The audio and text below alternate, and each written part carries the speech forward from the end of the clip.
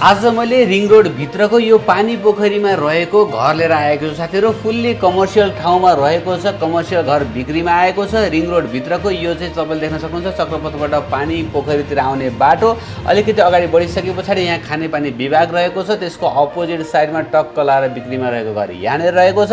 यस्तो गजबको ठुलो बाटोबाट 3-4 किता भित्रपट्टि 20 फिटे बाटोमा रहेको पूर्व उत्तर मोडा फर्किएको यो 4.5 तलाको घर इमर्जेन्सी बिक्रीमा आएको छ। 3 आना 2 पैसा एक दाम क्षेत्रफल रहेको छ भने कोठा टोटल चाहिँ 18 वटा कोठा रहेको छ साथीहरु। हेर्न सक्नुहुन्छ तपाईले यस्तो फुल्ली कमर्सियल ठाउँमा रहेको ठुलो बाटोमा रहेको घर बिक्रीमा छ साथीहरु, लगभग जग्गाकै रेटमा है त। काठमाडौँ महानगरपालिका वार्ड नम्बर 3 को यो पानी पोखरीमा रहेको छ भने जग्गाको क्षेत्रफल 3 आना 2 पैसा एक दाम रहेको छ।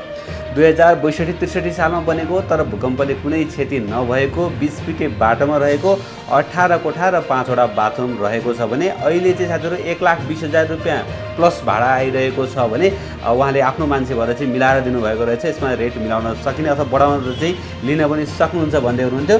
हैन, खानेपानी विभागबाट ठ्याक्कै अपोजिट साइडमा नजिकै चाहिँ हस्पिटलहरु रहेको छ भने टिचिङ कान्ति हस्पिटल पनि एकदमै नजिक भइ नै हाल्यो हैन।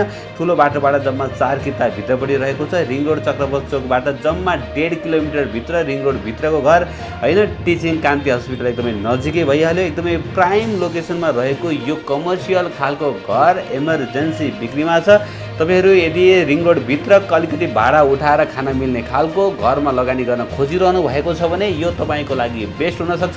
मैले भित्रको दृश्यहरु राखेको छैन साथीहरु, किनभने यो घर पुरै भाडामा दिनुभएको छ। घर धनी अलिकति बाहिर बस्नुहुन्छ, त्यही भएर तपाईहरु यदि इन्ट्रेस्टेड हुनुहुन्छ भनेदेखि तुरुन्तै मलाई कन्ट्याक्ट गर्नु होला। यहाँ तपाईले ठुलो बाटो देख्न सक्नुहुन्छ नजिकै 9851173854 मा फोन गर्नु होला, व्हाट्सएप गर्नु होला। म तपाईलाई थप यो घरका डकुमेन्टहरु सबै तपाईलाई पठाइदिने छु। त्यसपछि तपाईलाई मन पर्यो भने हामी फिल्ड भिजिटको लागि जाने छौं है त। आशा गर्छु भगवान तपाईलाई आजको यो घर मन पर्यो होला। मन पर्यो भने एक लाइक गरिदिनु होला। नयाँ साथीहरुले च्यानललाई सब्स्क्राइब गर्नु होला, भिडियो हेर्दै गर्नु होला।